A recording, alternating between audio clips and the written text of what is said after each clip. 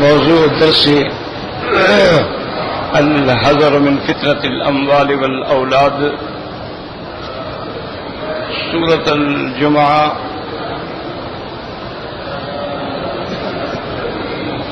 سورة المنافقون في آخر سورة المنافقون تفسير ابن كثير. الحمد لله رب العالمين والصلاة والسلام على أشرف الأنبياء سيد المرسلين سيدنا محمد وعلى آله وأصحابه أجمعين. اللهم صل على سيدنا محمد وعلى آل سيدنا محمد كما صليت على إبراهيم وعلى آل إبراهيم في العالمين إنك حميد مجيد. أعوذ بالله من الشيطان الرجيم. بسم الله الرحمن الرحيم. يا أيها الذين آمنوا لا تلهكم أموالكم ولا أولادكم عن ذكر الله ومن يفعل ذلك فأولئك هم الخاسرون. وأنفقوا مما رزقناكم من قبل أن يأتي أحدكم الموت فيقول رب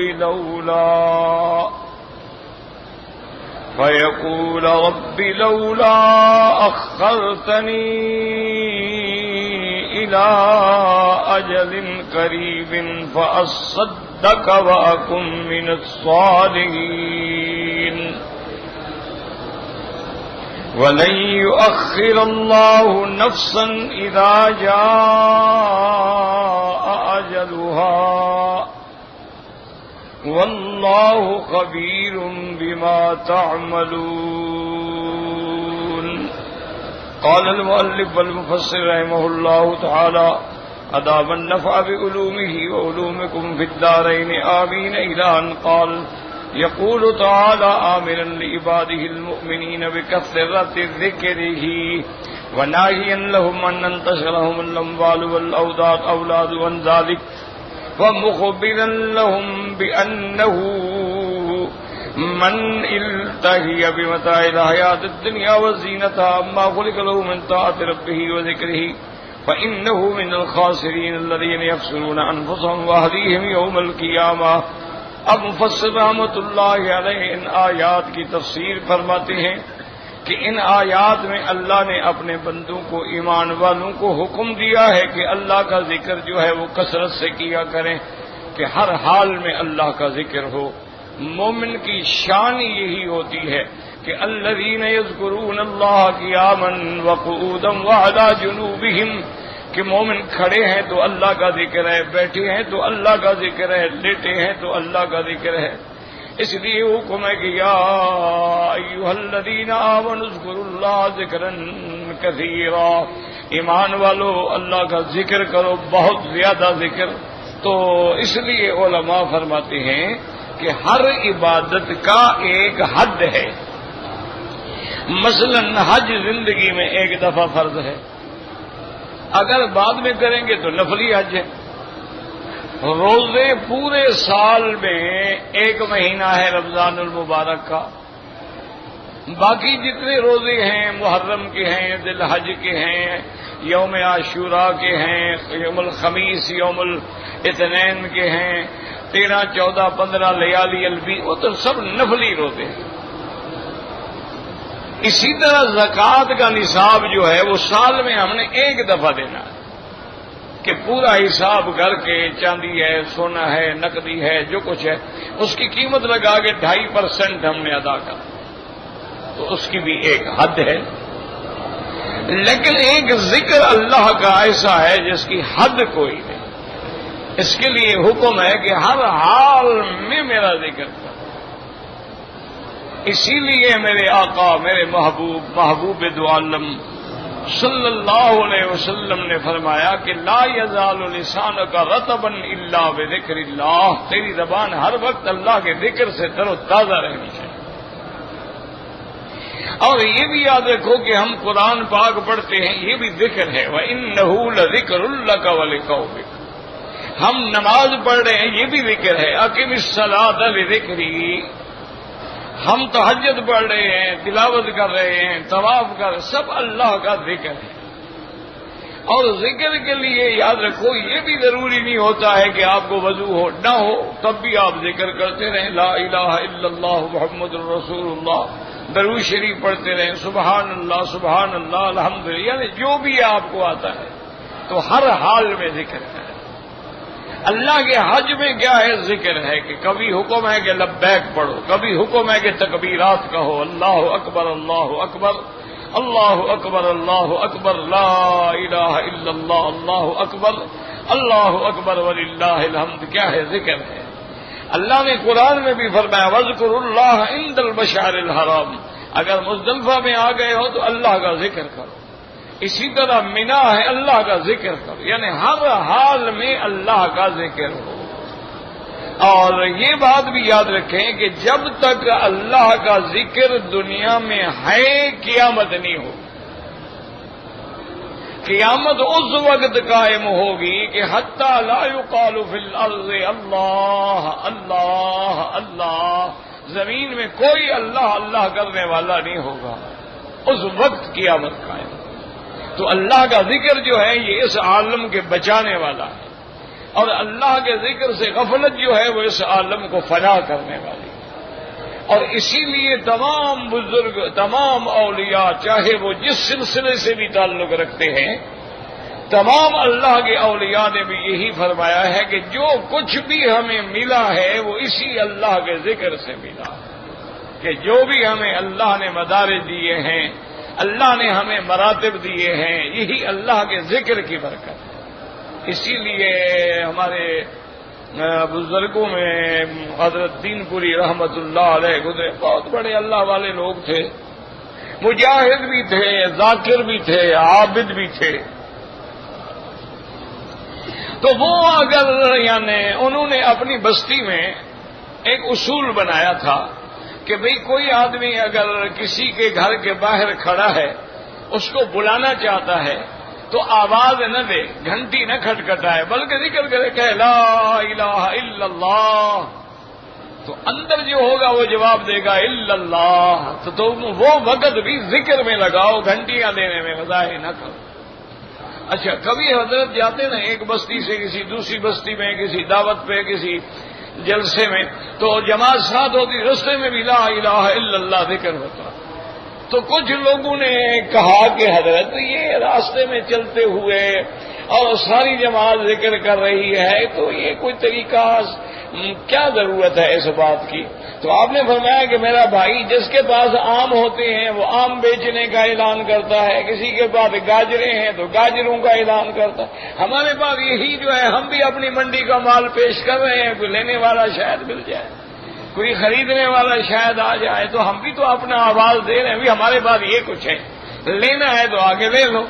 تو فرمایا ہم تو اس لیے کرتے ہیں، کسی کو دکھانا مقصود نہیں ہوتا، ہر آدمی اپنے مال کا اعلان کرتا ہے، جب تک اعلان نہ کرے کسی کو کیا پتا ہے اس کے پاس بھئی آم ہیں، گاجریں ہیں، اس کے پاس مالٹا ہے، اس کے پاس انار ہے، اس کے پاس انگور ہے، تو جو ہمیں اللہ نے دیا ہم بھی اعلان کر رہے ہیں کہ بھئی آؤ اور سیکھو۔ تو اس لیے اللہ نے حکم دیا کہ تمہیں تمہاری مال اور تمہاری اولاد غفلت میں نہ ڈال دے کہ اللہ کے ذکر سے غافل ہو جاؤ، اتنا کھو جاؤ مال میں کہ رات دن کاروبار کاروبار، پیسہ پیسہ پیسہ پیسہ، یا اپنی اولاد کی خدمت میں اور اپنی اولاد کے آرام میں کہ اللہ کا ذکر بھول جاؤ۔ اگر ایسا کرو گے تو فرمایا پھر تم گھاٹے والوں میں ہوگے، دنیا میں بھی اور آخرت میں بھی، خاسرین میں تمہارا شمار۔ اب اس کے بعد اللہ پاک فرماتے ثم حثهم الانفاق في طاعته وقال وانفقوا مما رزقناكم من قبل ان ياتي احدكم الموت فيقول رب لولا اخرتني الى اجل قريب فاصدق واكن من الصالحين وكل مفرط يندم عند الاحتضار ويسأل طول المدة ولو شيئا يسيرا ليستعتب ويستدرك ما فاته وهيهات كان ما كان اوتي ما هو آت وكل بحسب تفريطه۔ اب مفسر رحمۃ اللہ علیہ فرماتی ہیں کہ اگلی آیت میں اللہ نے حکم دیا کہ جو میں نے تم کو رزق دیا ہے اللہ کے راستے میں خرچ کرو، اللہ کے راستے میں خرچ کرو۔ اور پھر کتنا پیاری بات ہے، فرمایا خرچ کرو جو میں نے تم کو دیا ہے، مال تو میرا ہے، تو میں نے تم کو دیا ہے، تو پھر کیوں بخیل بن رہے ہو بھائی؟ اسی لیے میرے آقا نے فرمایا، رحمت دو عالم صلی اللہ علیہ وسلم نے فرمایا، ینزل ملکان، ہر روز اللہ کے دو فرشتے آسمانوں سے اترتے ہیں اور صرف سارا دن وہ یہی دعا کرتے ہیں، اللہم اعط لکل منفق خلفا واعط لکل ممسک تلفا، یا اللہ جو تیرے رستے میں خرچ کرے اس کو بدلہ عطا فرما، اور جو بخل کرے اس کے مال میں بربادی کر دے، ہلاکت فرما دے۔ اس لیے میرے مدنی سرکار رحمت دو جہاں حضرت بلال کو فرماتے تھے، انفق انفق بلالا لا تخشى على ذي العرش اکلالا، فرماتے بلال خرچ کرو اللہ کے راستے میں، اور فکر نہ کیا کرو اللہ تبارک و تعالیٰ کے خزائن بڑے ہیں، خزائن السماوات والارض۔ اور یاد رکھیں قرآن میں اللہ نے ایک وعدہ کیا ہے، اور اللہ کا وعدہ ہر حال میں سچا ہو، وما انفقتم من شيء فهو يخلفه، اللہ نے فرمایا جو کچھ تم میرے راستے میں خرچ کرتے ہو میں اس کو واپس کرتا ہوں۔ اور اسی طرح یاد رکھیں کہ حدیث مبارک میں آتا ہے کہ جس بندے کو رزق میں برکت نہ ہو، کاروبار کرتا ہے کامیابی نہیں ہوتی، برکت نہیں ہوتی، تو حکم ہے کہ عمرے زیادہ کرو، کہ بار بار عمرہ کرنا جو ہے یہ گناہوں کو اور غریبی کو مٹا دیتا، اس لیے حکم ہے کہ حج زیادہ کرو، حجج النسک وعمر تتر ينفيان الذنوب والفقر، کہ یہ دو چیزوں کو مٹا دیتی ہیں، گناہوں کو بھی مٹا دیتی ہیں اور غریبی کو مٹا دیتی ہیں۔ اور اسی طرح علماء نے اور اولیاء اللہ نے لکھا ہے کہ ہمارا تجربہ ہے کہ آدمی اگر عمرے پہ آیا ہے اور حج میں آیا ہے، جتنا خرچ کرے گا جب واپس اپنے ملک میں جائے گا کسی نہ کسی بہانے اللہ اس کو دے دے۔ اب یہ تمہاری مرضی ہے کہ یہاں بھوکے مرتے رہو یا کھل کے کھاؤ پیو عیش کرو، اللہ کے راستے میں خرچ کرو۔ ہاں یہ الگ بات ہے مقدر میں ہی نہ ہو کھانا، بڑے بڑے کروڑ پتی ہم نے دیکھے ہیں کھانا نصیب نہیں، اچھا کپڑا نصیب نہیں، اچھا لباس نصیب نہیں، تو اس لیے حج میں آنے کے بعد بالکل فکر نہ کیا کرو، اور اسی لیے یہ بھی نیت کر لو، یا اللہ مکے میں جو ہم خرچ کر رہے ہیں نا تیرے گھر کے ہمسائے ہیں، مدینے پاک میں وہ تیرے رسول کے ہمسائے ہیں، تو جو چیزیں خریدو گے اس میں بھی اللہ صدقے کا ثواب عطا فرمائے، کہ سامان بھی خریدو اور خیرات کا ثواب بھی لے لو۔ تو اس لیے اللہ کے راستے میں خرچ کرنے سے دیکھیں میرا ایمان ہے کہ کوئی یہ کہے نا جی کہ ابھی رات نہیں ہے دن ہے تو ہو سکتا ہے، لیکن میرے مدنی کا فرمان کبھی غلط نہیں ہو سکتا۔ حضور نے فرمایا ما نقص مال من صدقۃ قط، اللہ کے راستے میں جو لٹاتا ہے اس کا مال کبھی کم نہیں ہو سکتا، مال بڑھے گا ضرور، کم نہیں ہوگا کسی شکل۔ تو اس لیے حکم ہے کہ اللہ کے راستے میں خرچ کرو۔ وَأَنفِقُوا مِمَّا رَزَقْنَاكُم مِّن قَبْلِ أَن يَأْتِيَ أَحَدَكُمُ الْمَوْتُ، اللہ نے فرمایا ایسا نہ ہو کہ جب موت کا وقت آ جائے پھر کہے کہ مولا مہربانی کر لولا اخرتنی، کچھ مہلت دے دو، پھر مہلت نہیں ملے۔ اس وقت اگر خرچ بھی کرو گے تو فائدہ کیا ہوگا؟ حضور نے فرمایا کہ خرچہ اور صدقہ تو وہ ہوتا ہے کہ صحیح شہیح تندرست ہے، اس کو اپنی بھی حاجت ہے لیکن پھر بھی اللہ کے راستے میں خرچ کرا، یہ ہے صدقہ، یہ ہے انفاق فی سبیل اللہ۔ اب اگر ایک آدمی مر رہا ہے وہ سمجھتا ہے یار میرے کس کام کا، اچھا بھی یہ کر رہی ہو، اس کا کوئی فائدہ نہیں۔ اسی طرح قرآن پاک میں آتا ہے وَيُطْعِمُونَ الطَّعَامَ عَلَىٰ حُبِّهِ مِسْكِينًا وَيَتِيمًا وأسيرا. اللہ نے فرمایا میرے مومن بندے ان کو خود بھی خواہش ہے، تمنا ہے، لیکن غریب، مسکین، یتیم، اسیر، قیدی پہ خرچ کرتے ہیں. تو اس میں تو سارے صحابہ شامل ہیں، لیکن زیادہ مشہور واقعہ یہ ہے کہ حضرت سیدنا علی رضی اللہ تعالی عنہ نے مزدوری کی، اور مزدوری کے اندر ان کو 3 سا کے قریب جو ہے جو ملے. سا کا معنی یوں سمجھ لیں، کیلو سمجھ لیں. تو آپ نے سیدہ فاطمہ الزہرا رضی اللہ تعالی عنہا سے فرمایا کہ 1 سا جو ہے اس کو پیس کے کچھ روٹی چھوٹی بنا لیں تاکہ بچے کھا لیں گے، کیونکہ حضور کے گھرانے میں تو ہر وقت فقر تھا. حتیٰ کہ بی بی صاحبہ چکی اپنے ہاتھ سے پیستی تھی. آپ کے ہاتھوں میں گٹے پڑ گئے تھے، مشکیزہ پانی کا بھر کے اپنی پشت پہ لگا کر باہر سے کنویں سے گھر بھر کے لے آتی تھی. اپنے گھر میں جھاڑو خود دیتی تھی. یہ سیدہ فاطمہ الزہرا ہے، سیدۃ النساء فی الجنہ ہے،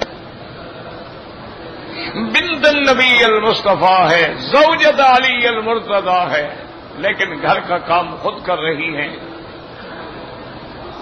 تو جب کھانا تیار ہو گیا تو دروازے پہ آواز آئی کہ یا آل محمد انا مسکین، اے آل محمد مصطفیٰ میں بھوکھا ہوں، فقیر ہوں، مسکین ہوں. تو آپ نے فرمایا ساری روٹی اٹھا کے دے دی، خود بھوکھے. اب دوسرے دن جب کھانا تیار ہوا ہے، ماشاءاللہ بعد نے کہا کہ روزے کے ساتھ تھے اور روزہ بھی پانی سے رکھ رہے تھے. اب جب سب کچھ تیار ہو گیا تو آواز آئی کہ میں ایک یتیم ہوں، میرے اللہ کے سوا کوئی نہیں، میری مدد کرے. آپ نے فرمایا سارا اٹھا کے دے دو. تیسرے دن کا روزہ، اب 3 دن فاقہ ہے، پانی سے روزہ ہے، پانی سے ساری ہے. تیسرے دن جب آپ نے کھانا تیار کیا تو آواز آئی کہ انا اسیر، میں اسیر ہوں. اب یاد رکھو اسیر کا معنی قیدی بھی ہوتا ہے، اسیر کا معنی قرضے میں بندھا ہوا بھی ہوتا ہے، اسیر کا معنی گھر میں عورت جو ہے وہ بھی اسیر ہے. تو آپ نے اٹھا کے سارا ان کو دے دیا. تو اللہ نے یہ قرآن مقدس کی آیات نازل فرمائی کہ خود بھوکے رہتے ہیں لیکن لوگوں کو کھلاتے ہیں. یہ ہے شان آل بیت رسول صلی اللہ علیہ وسلم. اسی طرح حضرت بایزید بستانی رحمت اللہ علیہ، اللہ کے بہت بڑے ولی ہیں، وہ فرماتے ہیں کہ بلخ کے علاقے سے، یہ بلخ بخارا ہے نا، یہ سنتے ہیں آپ بھی، سمرقند، تاشقند، تاجکستان، ازبکستان، یہ ماورا النہر جتنی ریاستیں ہیں ان میں ہے بلخ بخارا. ایک بخارا وہ جگہ ہے جہاں امام بخاری پیدا ہوئے. تو فرماتے ہیں کہ ایک نوجوان آیا بلخ کے علاقے سے، فقیر کے لنگر میں آ کے رہ گیا. ایک دن ہم علیحدہ بیٹھے تھے، میں نے پوچھا کہ بیٹا کہاں سے آئے ہو؟ اس نے کہا جی بلخ سے آیا ہوں. میں نے کہا بیٹا کیسے آئے ہو؟ اس نے کہا بس آپ کا نام سنا تھا. میں نے کہا اللہ والوں کی صحبت میں جا کے بیٹھوں. اس کے بعد اس نے پوچھا کہ حضرت آپ کا کیا حال ہے؟ تو حضرت بایزید نے فرمایا کہ بیٹا اللہ کا شکر ہے، مل جاتا ہے کھا لیتے ہیں، شکر کرتے ہیں، نہیں ملتا ہے تو چپ کر کے صبر کرتے ہیں. وہ کہتے ہیں کہ وہ نوجوان بچہ جو تھا نا ہنس پڑا. تو بایزید فرماتی ہے میں حیران ہو گیا یہ کیا ہنس کیوں رہا ہے؟ میں نے کہا بیٹا کیوں ہنسے؟ اس نے کہا ہمارے بلخ میں کتوں کا بھی یہی حال ہے، ڈال دو تو کھا لیتی ہیں، نہ دو تو پڑے رہتے ہیں دروازے پہ. یہ کوئی بڑی بات تو نہیں ہے. فرماتے ہیں میں اب سمجھا کہ یہ تو میں اس کو بچہ سمجھ رہا تھا، یہ تو بڑے اونچے مقام کا آدمی ہے. تو میں نے کہا اچھا بیٹا پھر بلخ کے جو بزرگ ہیں ان کا کیا حال ہے؟ فرمایا مل جائے تو لوگوں کو دے دیتے ہیں اور نہ ملے تو شکر کرتے ہیں اللہ کہ آج ہم تیرے ذکر کے لیے فارغ ہو گئے، کوئی جھنجٹ نہیں، کوئی مسئلہ نہیں، ہم تیرے یاد میں زیادہ وقت لگائیں گے. تو فرماتے ہیں اس دن مجھے بڑی شرمندگی ہوئی کہ کتنا بڑا مقام ہے کہ مل جائیں یوسرون علی انفسہم ولو کان بہم خصاصہ، دوسروں کو ترجیح دیتے ہیں اور نہ ملے تو شکر کرتے ہیں. مولا اس میں بھی تیری حکمت ہے، اگر تو فرعون کو دے سکتا ہے تو موسیٰ علیہ السلام کو نہیں دے سکتا؟ اگر تو نمرود اور قارون کو دے سکتا ہے تو ابراہیم علیہ السلام کو نہیں دے سکتا؟ اگر تو عزیز مصر کو دے سکتا ہے تو کیا یوسف علیہ السلام کو نہیں دے سکتا ہے؟ اگر تو مکے کے کافر ولید بن المغیرہ، عتبہ، عتیبہ، شیبہ، ربیعہ، ابی لہب، ابی جہل کو دے سکتا ہے تو میرے مدنی محمد مصطفیٰ کو نہیں دے سکتا؟ یہ نظام ہے میرے اللہ کا، اور جو اللہ والے ہوتے ہیں وہ ہر حال میں راضی ہوتے ہیں، ہر حال میں شکر گزار ہوتے ہیں اور سمجھتے ہیں کہ دینے میں بھی حکمت ہے اور اگر اللہ نے نہیں دیا اس میں بھی حکمت ہے. اور اسی چکر میں رہو جی اللہ نے مجھے فقیر بنا دیا، اس کو امیر بنا دیا، اس کو غنی بنا دیا، مجھے بھوکا. اس چکر میں رہو گے زندگی تلخ ہو جائے گی اور خطرہ ہے کہ خاتمہ بھی ٹھیک نہ ہو. ہر حال میں اللہ کے شکر، اللہ کے ہر حال میں راضی رہیں اور ہو، اور اس کے بعد پھر فقر ظاہر ہو. ایسے تو ہر کوئی کرتا ہے. ہمارے بہاولپور سے تھے، لودھی صاحب تھے، جج تھے، ہائی کورٹ کے جج، ہائی کورٹ بہاولپور کے جج بھی رہے، شاید چیف جسٹس بھی رہے. ساری زندگی مزدوری کرتے تھے، کورٹ سے فارغ ہوئے آگے بیٹھ جاتے تھے دکان پہ کام کرتے. یہاں حج پہ تشریف لے آئے تو ان کے جو رشتہ دار تھے انہوں نے کہا کہ وہاں مکی صاحب کے پاس جائیں، ان کے پاس ٹھہرنا، وہ ہمارے جاننے والے ہیں اور آپ کو تکلیف نہیں ہوگی. اچھا ٹھیک ہے، جو اللہ کو منظور ہوگا. یہاں آ کے حرم شریف میں یہ جو ٹنل جا رہا ہے نا جی مینا کی طرف پیدل چلنے والوں کا، صفا اور مروہ کے درمیان میں، اسی کے نیچے بیٹھ کے انہوں نے اپنا حج کا مہینہ گزار دیا. کسی بندے کو نہیں کہا کہ میں کون ہوں. واپس گئے، انہوں نے پوچھا جی مکی صاحب نے کہا، میں نے کہا مناسب نہیں ہے، تکلیف دینا ٹھیک نہیں ہے، اللہ کا مہمان ہوں، اللہ کے دروازے پہ پڑا ہوں. اور جی بڑے آرام سے گزر گئی. 4 آنے کی روٹی ملتی تھی، 4 آنے کی دہی کی ڈبی ملتی تھی، کھا لیتا تھا اور حرم کے چونکہ دروازے پہ پڑا تھا، نہ کبھی نماز کی تکبیر گئی، نہ کبھی تہجد چھوٹی، نہ کبھی اشراق چھوٹا، نہ کبھی عبادت میں فرق آیا. ہم تو وہاں سے فیصلے کر کے چلتے ہیں نا جی کہ 5 سٹار ہوٹل کا پیکج ہو اور مینا عرفات میں بھی کولر اور گدے بچھے ہوئے ہوں. حضور پاک نے گدے بچھائے تھے، بڑے عاشق ہو ماشاءاللہ. پوچھو تو جناب کملی والے پہ جان قربان ہے. کملی والے کے لیے تم ایک رات نیچے نہیں سو سکتے ہو تو جان قربان ہے. کس بات کی؟ اللہ کے آگے بھی تم دھوکہ بازی کرتے ہو. سرکار دو عالم جو ہیں وہ پتھر ہیں. صحابہ نے کہا یا رسول اللہ الا نبنی لگا عریشن، مینا میں ہم ایسے لکڑیاں کھڑی کر کے ایک چھپر بنا دیتے ہیں تاکہ آپ سائے میں بیٹھے رہیں. اور نے فرمایا بالکل نہیں، جو مینا میں پہلے آ گیا بس اس کا حق ہے، اس کو بیٹھنے دو. اگر میں نے چھپر بنایا تو سب لوگ گھر بنانا شروع کر دیں. اونٹوں کا سفر کیا. آپ تو ایئر کنڈیشن بسوں میں بھی نمازیں چھوڑ دیتے ہو نا جی، تھک گئے جی. اور جی آئے نا سفر سے بڑے تھکے ہوئے تھے، ہوٹل میں جا کے سو گئے کپڑا لپیٹ کے.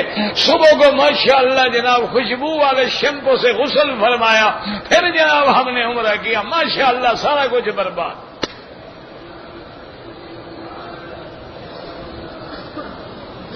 حضور پاک اونٹوں پہ آئے، اونٹ اونٹوں پہ سفر کر کے 10 دن متواتر سفر فرماتے فرماتے مکے میں پہنچے.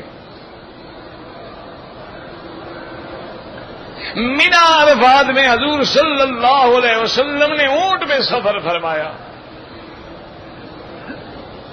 آج تو اتنی راحت ہے, اتنی آرام ہے, خوش نصیب ہیں جو اللہ کا ذکر کرتے ہوں گے, ورنہ تو یہاں ماشاءاللہ مزے ہیں حاجیوں کے ماشاءاللہ. انڈے پولینڈ کے کھاتے ہیں, مرغی ہالینڈ کی کھاتے ہیں, گوشت بلجیم کا کھاتے ہیں, سگریٹیں بڑی قیمتی ولایتی پیتے ہیں, اور باہر کے بنے ہوئے پیزے اور جناب برگر اور میکڈونلڈ اور KFC اور کینٹیکی پتہ نہیں کیا کیا بلائے, یہ بھی پتہ نہیں حلال بھی ہے کہ نہیں.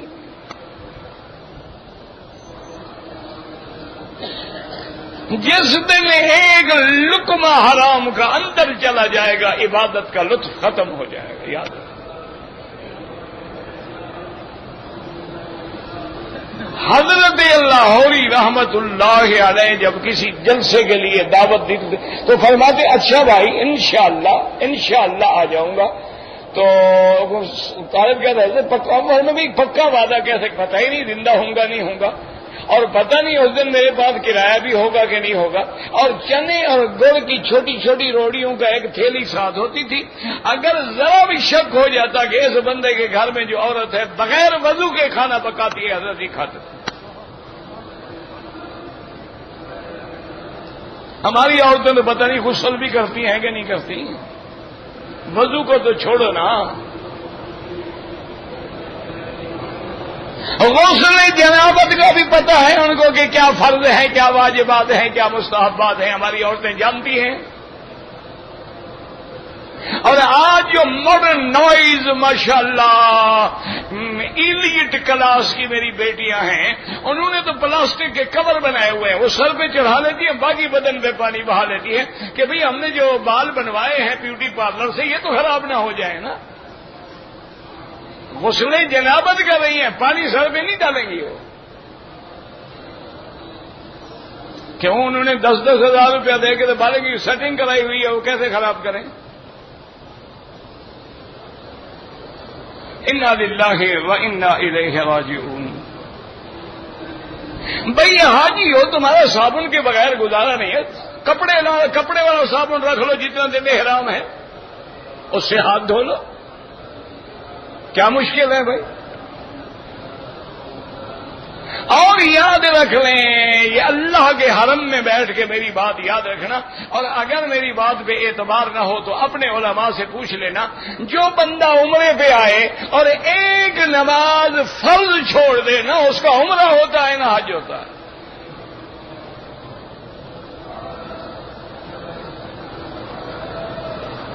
یہ میں نہیں کہتا, میری کیا طاقت ہے, میں تو ایک طالب العلم ہوں. حضرت امام احمد ابن حنبل رحمت اللہ علیہ, شیخ الاسلام ابن تیمیہ رحمہ اللہ, شیخ الاسلام علامہ ابن القیم رحمہ اللہ تعالی علیہم, اور اسی طرح ابن حزم الظاہری اور بڑے بڑے جو اکابر علماء اور فقہا گزرے ہیں, وہ فرماتے ہیں جو بندہ مرد ہے یا عورت ہے ایک نماز فرض بغیر عذر کے چھوڑ دے وہ کافر ہو جاتا ہے. جب کافر ہو گیا تو عمرہ کافر کا ہوتا ہے,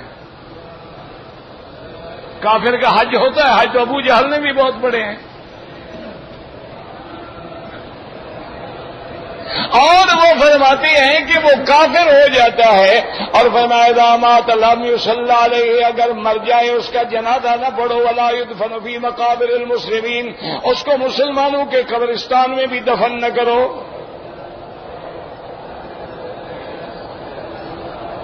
اور اگر بیوی نہ پڑھے تب بھی کافرہ ہو گئی. اچھا, جب بیوی کافر ہو گئی تو نکاح باقی رہ گیا,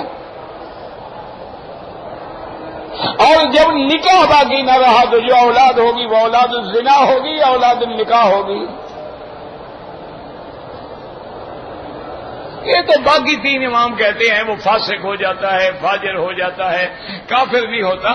لیکن ایک اتنا بڑا امام اور اس کے ساتھ اتنے بڑے بڑے علماء جو ہیں وہ کہتے نہیں, حضور کی حدیث ہے من ترک الصلاۃ متعمدا فقد کفر, جس نے ایک نماز آمدن چھوڑ دی اور وقت گزر گیا وہ کافر ہو گیا. حضور فرماتے ہیں کہ میں لوگوں کو حکم دوں کہ وہ تکبیر ہو اذان ہو، لیکن جو لوگ جماعت میں نہ آئیں میں حکم دوں کہ لکڑیاں اکٹھی کرو اور ان کے گھروں کو جا کے میں اپنے ہاتھ سے آگ لگا دوں۔ اور یاد رکھو آگ کا عذاب کافر کو دیا جاتا ہے، مسلمانوں کو نہیں دیا جاتا۔ اللہ نے جہنم کافروں کے لیے بنائی ہے، ہمارے لیے تو نہیں بنائی۔ تو ایسے عمرے کا اور حج کا یہ تو ایک میلہ ہے، ایک پیکج ہے، ایک رونق ہے۔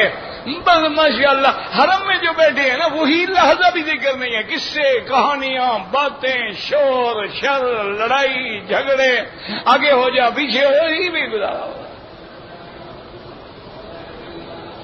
طواف ہو رہا ہے کوئی پتہ نہیں میں نے کہاں سے شروع کیا ہے کہاں ختم کر رہا ہے، رمل کرنی ہے کوئی پتہ نہیں کتنے چکروں میں رمل ہے اور کتنے میں نہیں ہے، اجتباع کرنا ہے کوئی پتہ نہیں اجتباع کیا ہے۔ اچھا جس نے کندھا نکالا وہ نماز میں بھی کندھا نکالا ہوا۔ اب مجھے سمجھائیں میرے عزیز کہ ہم کیا کر سکتے ہیں، اور ہماری بدقسمتی ہے کہ دنیا میں ہر بے حیائی کے لیے چینل ہے، حج چینل کوئی بھی نہیں ہے کہ کم از کم ایک چینل تو کوئی مسلمان دولت والا پیسے والا بنا دے، انشاءاللہ نقصان بھی نہیں ہوگا، پیسے بھی اتنے آ جائیں گے انشاءاللہ العزیز کہ وہ روزانہ 24 گھنٹے ایام حج میں رمضان شریف سے چلنا شروع ہو جائے، لوگوں کو روزانہ علماء بلائے جائیں، مسائل سمجھائے جائیں، احرام باندھنے کا طریقہ سکھایا جائے، سعی کرنے کا طریقہ سکھایا جائے، رمی کرنے کا طریقہ سکھایا جائے، ان کو سمجھایا جائے کہ ہل کیا ہے، حرم کیا ہے، اجتباع کیا ہے، استلام کیا ہوتا ہے، سعی کیا ہے، میلین اخذین کیا ہوتے ہیں، مسجد خیف کہاں ہے، اور اس کے بعد منہر کہاں ہے، مشعر الحرام کہاں ہے، وادی عرنا کہاں ہے، وادی نمرہ کہاں ہے، ان کو ایک ایک بات اگر روزانہ چلتی رہے تو کروڑوں آدمیوں کا حج جو ہے وہ درست ہو جائے گا۔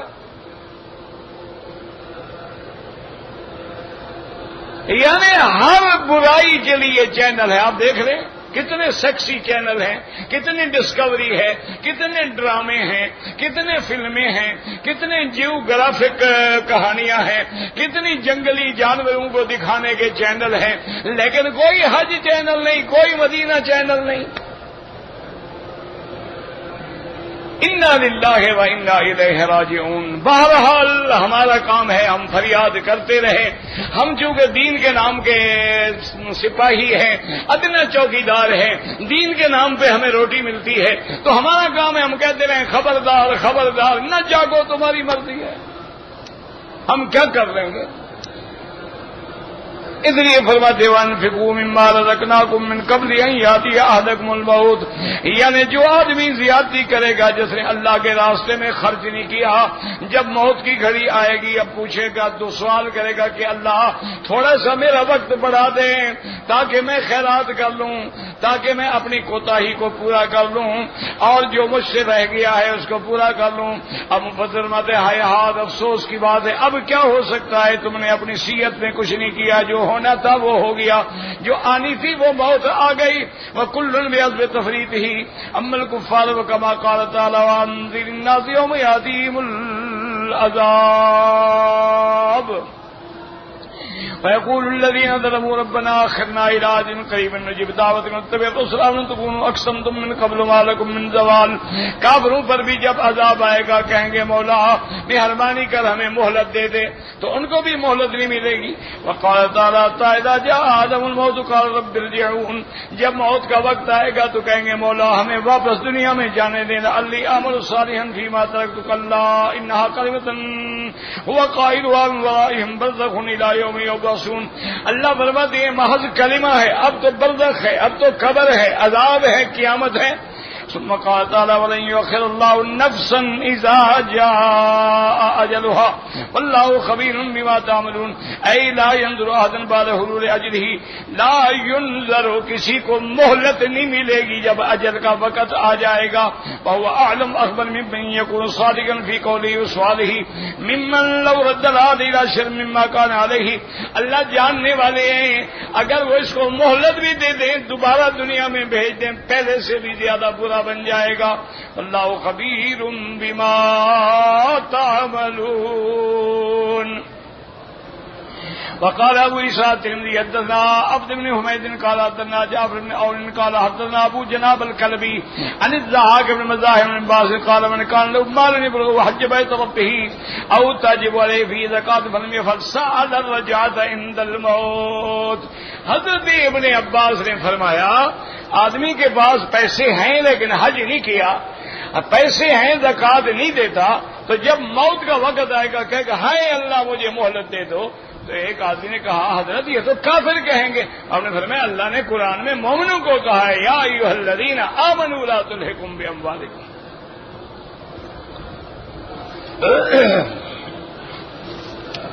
اللہ اکبر.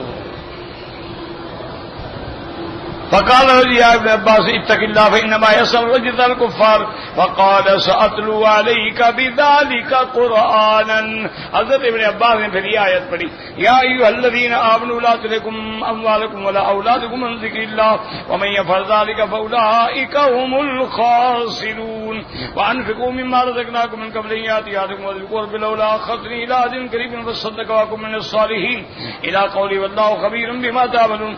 قال فما يوجب الزکات قال اذا بلغ المال 200 فصاعدا، یعنی اس زمانے میں 100. قال فما يوجب الحج، حج کس پہ واجب ہوتا ہے؟ آپ نے فرمایا زاد البیع، خرچہ بھی ہے، سواری کا انتظام بھی ہے. ثم قال حدثنا عبد بن حميد حدثنا رزاق بن ثوري يحيى بن ابي حيان ابو جناب الكلبي الضحاك عن ابن عباس بن نحوه. ثم قال وقد روى سفيان بن غير ونبي جناب الضحاك بن باز القولي وصو وضعف ابا جناب الكلبي. قلت وروايه الضحاك مرفوعا عن كتاب الله اعلم. وقال ابن ابي عاصم الذهبي قال ابن فين قال ابن سليمان بن سمر الجهني عن به عن ابا مشجعه بن ربيع بن الدرداء رضي الله تعالى عنه قال ذكرنا عند رسول الله زيادة في الأبر فقال إن الله لا يخلص أجلها وإن من يتق الله الأبد ذرية صالحة يدعون له فيلحقه دعاؤهم في قبره. حضرت ابو الدرداء کہتے ہیں کہ ہم نے حضور سے پوچھا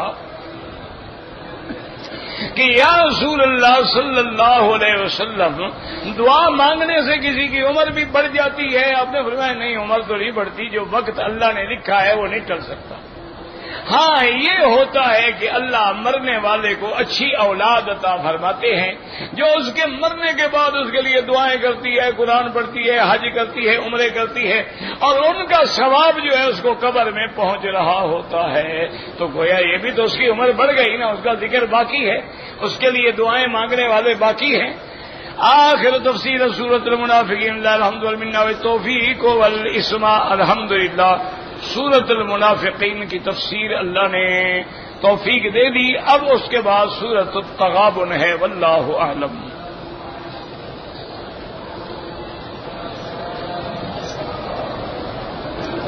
بھئی آب زمزم سے نہانا جائز ہے،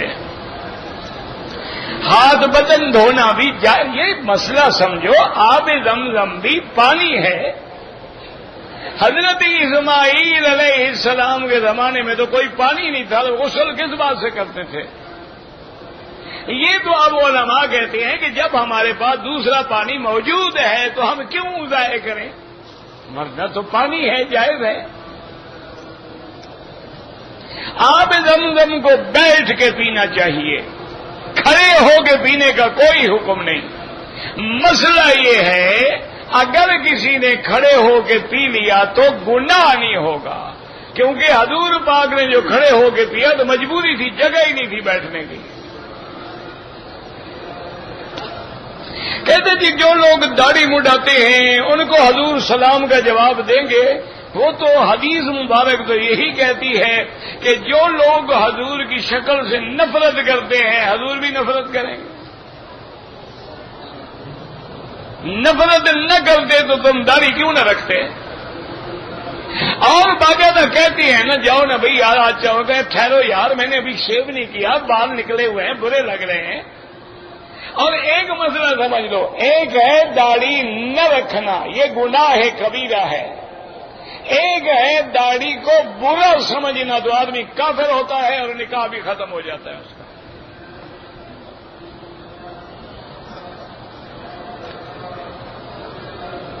خانہ کعبہ پہ کوئی نام نہیں لکھنا چاہیے. ٹوپی والا احرام جائز ہے یعنی عورت کے چہرے پہ کپڑا نہیں لگتا ٹھیک ہے. مقصد ہے پردہ بھی رہے اور کپڑا بھی نہ لگے.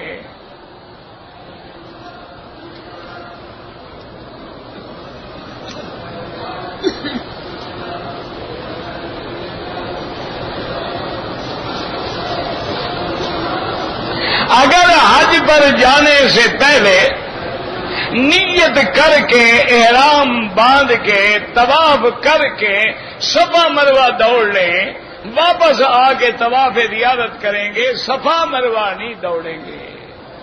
لیکن یہ گنجائش ہے اللہ کے بندے کوئی بوڑھا ہے عورتیں ہیں مریض ہیں بیمار ہیں ویل چیئر پہ ہیں جو تندرست ہیں واپس آ کے کریں.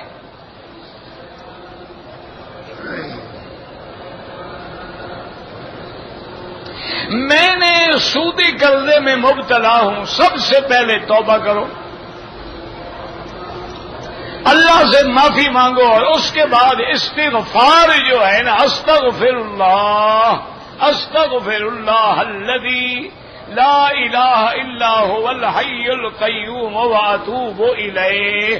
یہ کم از کم روز کا 2-3 دفعہ پڑھو انشاءاللہ سب قرضے اڑ جائیں گے.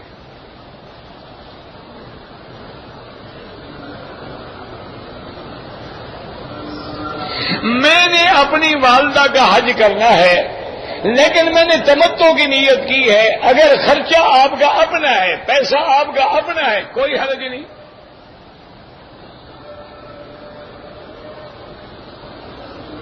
اگر نماز کی حالت میں ٹوپی گر گئی اٹھا کے رکھ لیں کوئی مسئلہ نہیں. اب تو بندے موبائل دیکھتے رہتے ہیں تم ٹوپی کے مسئلے پوچھ رہے ہو.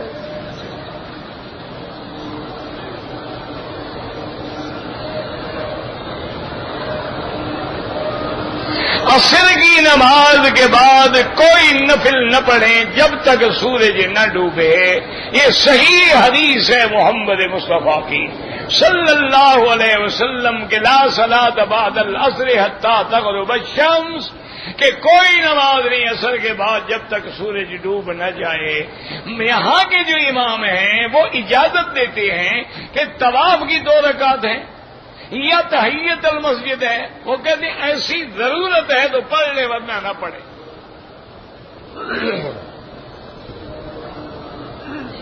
کہتے ہیں جی کہ دوران طواف میں جو دعائیں لکھی ہوئی ہیں وہ ہمیں یاد نہیں ہے. وہ تو پڑھنا بھی بدعت ہے یاد کرنے کی کیا ضرورت ہے. طواف میں سنت یہ ہے کہ ذکر کرو سبحان اللہ والحمد للہ لا الہ الا اللہ اللہ اکبر وللہ الحمد. اور جو تمہیں یاد ہو کلمہ شریف درود شریف جس میں دل لگے.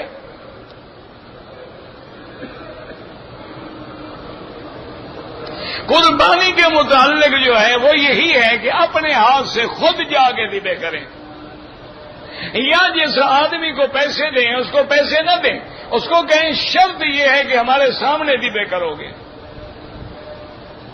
اعتبار نہ کرنا. میں نے عمرہ کر لیا ہے میں نے جتنے جانا ہے جتنے سے احرام باندھنا ضروری نہیں ہے. ایسے بلا ضرورت نہیں جانا چاہیے. اگر مجبوری ہے تو جائے.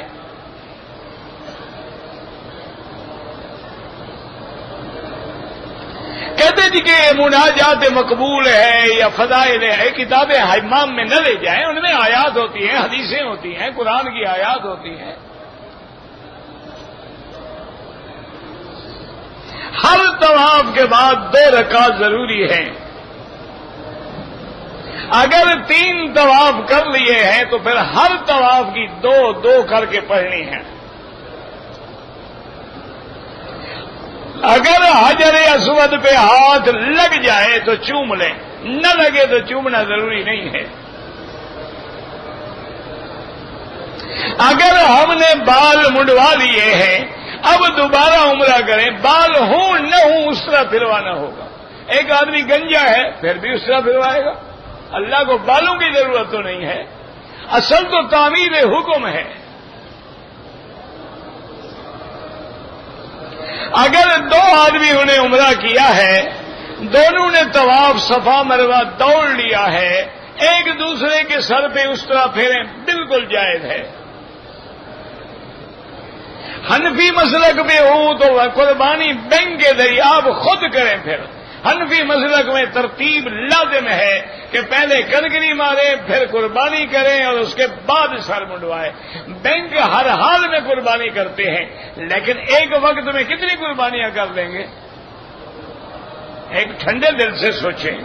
بھائی انہوں نے مثلا 2 لاکھ بکری ذبح کرنی ہے، ایک بکری کو ذبح کرنے کے لیے آپ کتنا ٹائم دیں گے؟ 1 سیکنڈ دے دیں تو 2 لاکھ سیکنڈ کے ذرا بنا لیں کتنے دن بنتے ہیں؟ وہ مجبور ہیں، وہ کرتے ہیں، اس میں کوئی شبہ نہیں ہے کہ بینک ہر حال میں قربانی کرتا ہے، لیکن ترتیب قائم نہیں رہ سکتی. تو امام احمد ابن حنبل اور امام شافعی رحمۃ اللہ علیہ چونکہ ترتیب ہے ہی نہیں، لیکن حنفی مسلک میں تو ہر حال میں ترتیب ہے.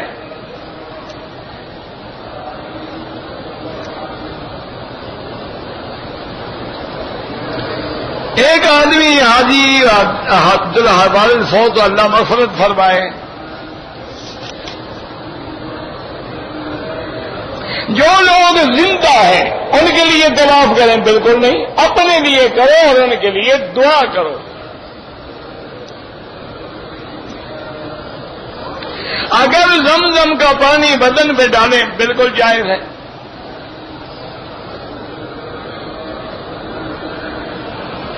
کہتے جی کہ سپیکر جو ہیں 1-2 اور لگنے چاہیے، دعا کریں، یہ آپ کے پاس میں ہے. حاجی دعا کریں گے تو سارا انتظام ہو جائے گا.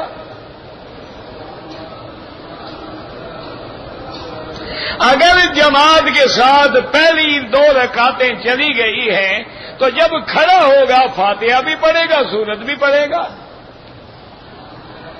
یوں موٹی بات یاد رکھو، جو چھوڑا ہے وہ پورا کرنا ہے. پہلی رکعتوں میں چونکہ فاتحہ بھی ہے اور سورت بھی ہے، وہی ہم نے پوری کر دی ہے.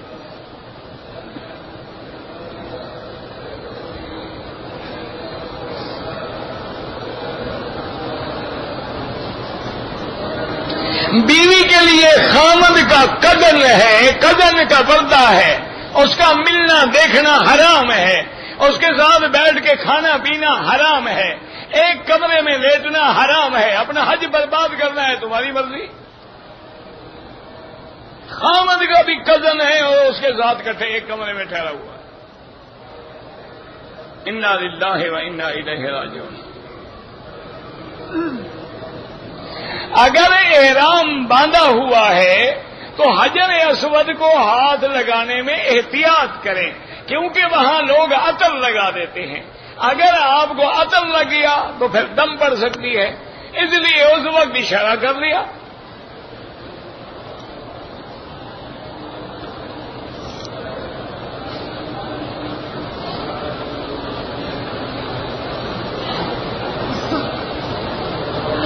کہتے جی کہ میں نے عمرے کی نیت کی، احرام باندھ لیا، طواف کیا، دعا کے دوران میری چادر گر گئی، اوپر کی چادر کے بغیر میں نے 2 رکعت بھی پڑھ لی، کوئی حرج نہیں ہے. وہ تمہارا عمرہ کوئی چادر میں بندھا ہوا تھا، چادر گر گئی تو عمرہ بھی گر گیا. عجیب لوگ ہیں، پتہ نہیں کیا دماغ ہے ان کا.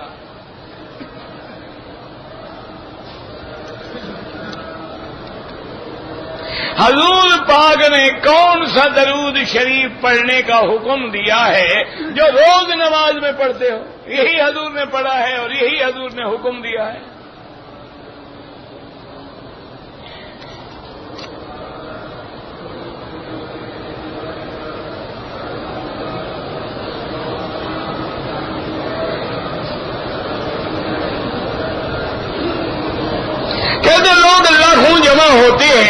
لیکن ابھی تک 313 بھی سچے مسلمان نہیں ہوئے ہیں، تو آپ کوشش کرو نا سچے مسلمان بنانے کی۔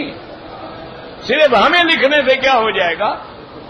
پہلے خود فیصلہ کرو کہ تم 313 کی طرح خود مسلمان ہو،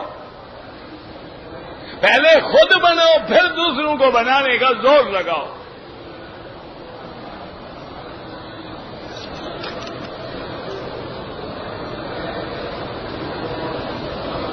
اگر آپ اپنی والدہ کا حج کر رہے ہیں اور آپ نے عمرہ کر لیا ہے، حج تمتع ہے، تو لازماً حج کی بکری رکھیں گے۔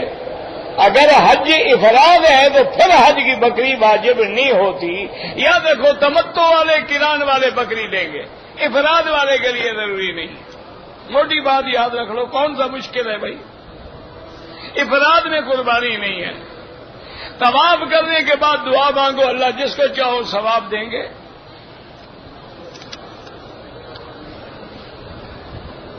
کہتے جی نماز میں جو لوگ آگے گزرتے ہیں، طواف والوں کو گزرنا تو جائز ہے، اس کے علاوہ نہ گزریں۔ مجبوری ہے تو سجدے کی جگہ سے دور ہو کے گزریں۔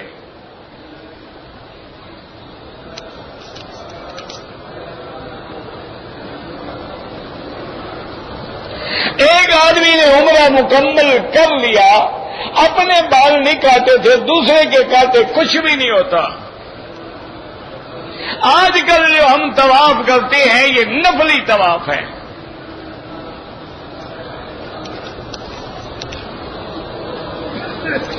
بعض لوگ طواف میں دوڑتے ہیں یا جلدی کرتے ہیں، بالکل ناجائز ہے۔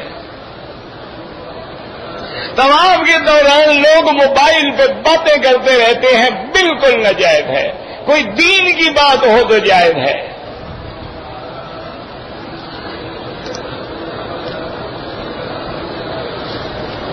اگر کسی نے مزدلفہ میں رات گزارنے کے بعد صبح کو مکے میں آ کے طواف زیارت کر لیا، بعد میں کنکری ہماری بالکل جائز ہے۔ لیکن یہ بے وقوفی نہ کرنا، نہ گاڑی ملے گی، نہ مکے کے رہو گے، نہ مینا کے رہو گے۔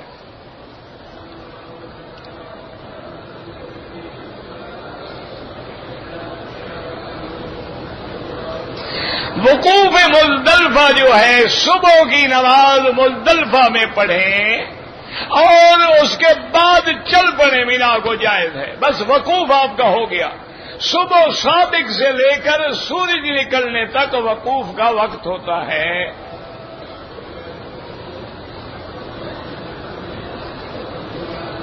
ہمیں باجماعت نماز کے لیے پیچھے اس امام کے کہنا ہے، نہ بھی کہو تو اللہ کو پتہ نہیں اس امام کے پیچھے کھڑے ہو، کوئی ضرورت نہیں ہے۔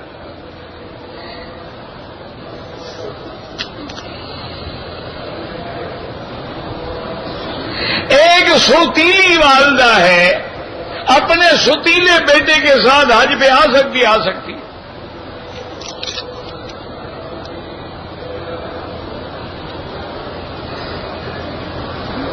میں نے عمرے کی نیت کر لی تھی، جہاز میں کھانے کے بعد میں نے خوشبو والے ہاتھ سے ٹشو سے اگر دونوں ہاتھوں کو اچھی طرح رگڑا ہے کہ مفت کا مال ضائع نہ ہو، تو ایک بکری دم پڑ گئی الحمدللہ۔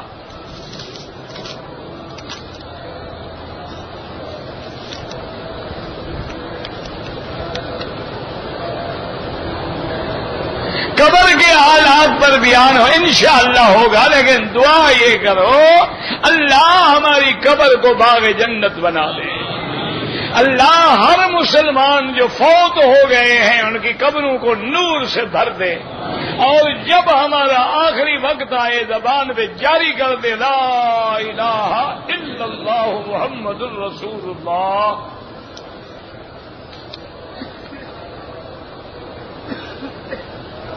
اگر عورت ایام حیض میں ہے وہ طواف زیارت بھی نہیں کر سکتی، طواف ودا تو معاف ہو سکتا ہے، طواف زیارت معاف نہیں ہوتا ہے۔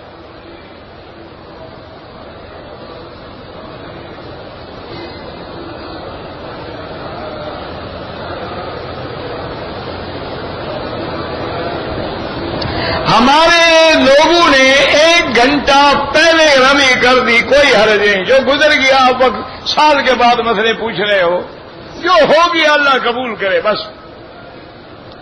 مینا میں امام 2 رکعت پڑھائیں گے، اگر تم مسجد میں پہنچ جاؤ جھگڑے نہ کرو حنفی شافی کے، تم بھی اسی طرح پڑھ لو۔ اگر مسجدوں میں نہ پہنچو تو ہر مکتب میں جماعتیں ہوں گی، علماء ہوں گے، کوئی فکر کرنے کی ضرورت نہیں ہے۔ جنازے کی نیت کیا؟ یہی نیت ہے جنازہ پڑھو اللہ، اور کیا نیت ہے؟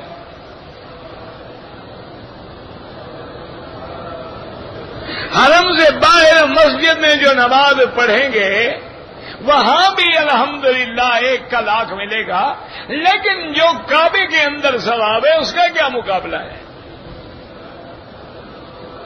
میں حج بدل کرنے آیا ہوں، اگر عمرہ کر لیا ہے تمتع ہے۔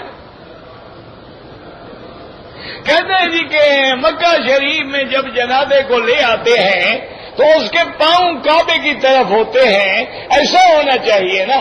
کیوں ایسے پاؤں ہوں گے؟ جب کھڑا ہوگا تو چہرہ کدھر ہوگا؟ اور اگر رخ سر ادھر ہوگا تو پشت ہوگی کعبے کو اگر کھڑا کیا جائے تو۔ بس ان کو یہی فکر ہے کہ پاؤں ادھر ہے یا ادھر ہے، بس نماز کا کوئی فکر نہیں ہے۔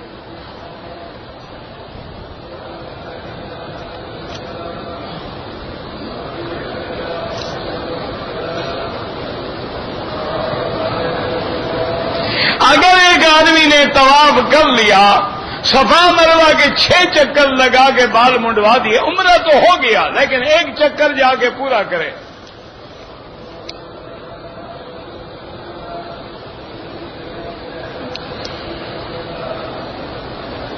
اگر ہم صفا مروہ میں نماز پڑھیں گے تو 1 کا لاکھ ملے گا، آپ مینا میں بھی پڑھیں گے تو 1 لاکھ ملے گا، مزدلفہ میں بھی پڑھیں گے تو 1 کا لاکھ ملے گا، سارا حرم ہے۔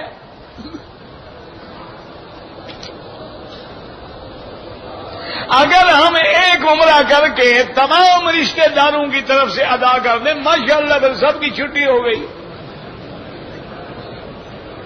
1 کے لیے ہوتا ہے۔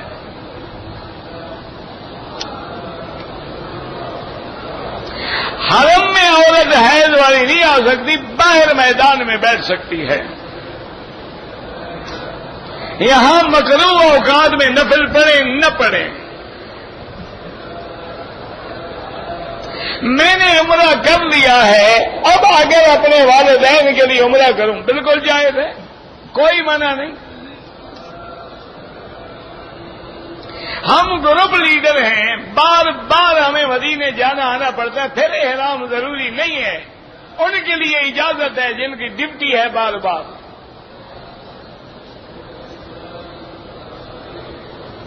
میری بہن فوت ہو گئی، جو بھی فوت ہو گئے اللہ سب پہ مغفرت فرمائے۔ طواف زیارت کے بعد حج کی صفا مروہ دوڑیں گے۔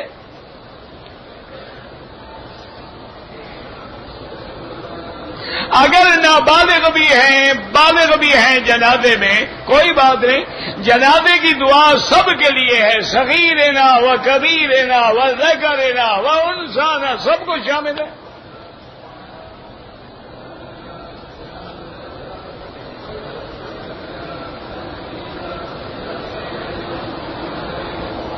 بہرحال کہتے ہیں ایئرپورٹ سے احرام کو باندھ لیا تھا، لیکن غیر لڑکیوں کے ہاتھ سے کھانے وانے کھاتے رہے۔ بہرحال نیت خراب نہیں تھی تو اللہ معاف کرے گا، خراب تھی توبہ کرو، اب کیا ہو سکتا ہے۔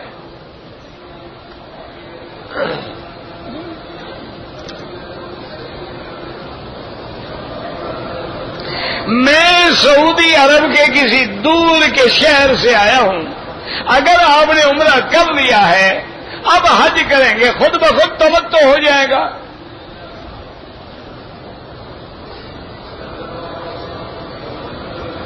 ایک باپ کے پاس 1 مکان ہے تو اس کی جائیداد میں اولاد کا حصہ ہے، بیٹیوں کا بھی حصہ ہے، اولاد کا بھی حصہ ہے۔ طواف کے بعد جو 2 رکعت پڑھی جاتی ہیں امام ابو حنیفہ رحمت اللہ علیہ کے نزدیک واجب ہے اور باقی ائمہ کے نزدیک سنت ہے، نفل تو کسی کے نزدیک بھی نہیں ہے، یہ تو تم لوگوں نے بنا رکھا ہے نفل نفل نفل۔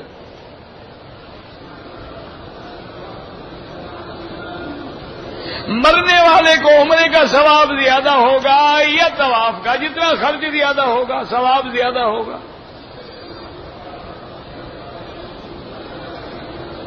جنازے کے بعد ایک سلام پھیریں جائز ہے، 2 پھیریں تو جائز ہے، لیکن امام ابو حنیفہ رحمت اللہ علیہ کے نزدیک 2 سلام ہیں۔ وہ کہتے ہیں جتنے لفظ بڑھتے جائیں گے اتنا اجر بھی بڑھتا جائے گا۔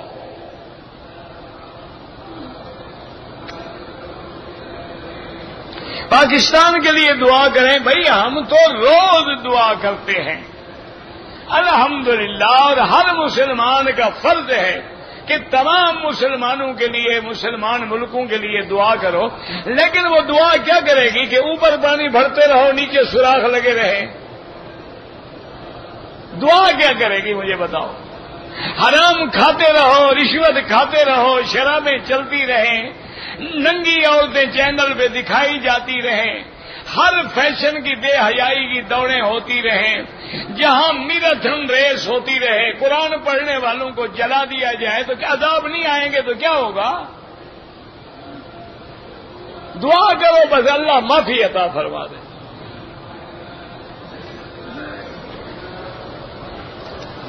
پاکستان کے لیے دعا کریں۔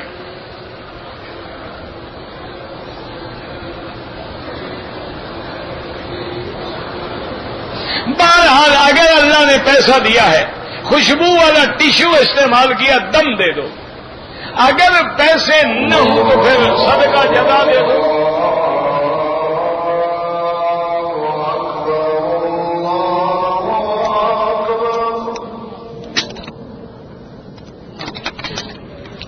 اللہ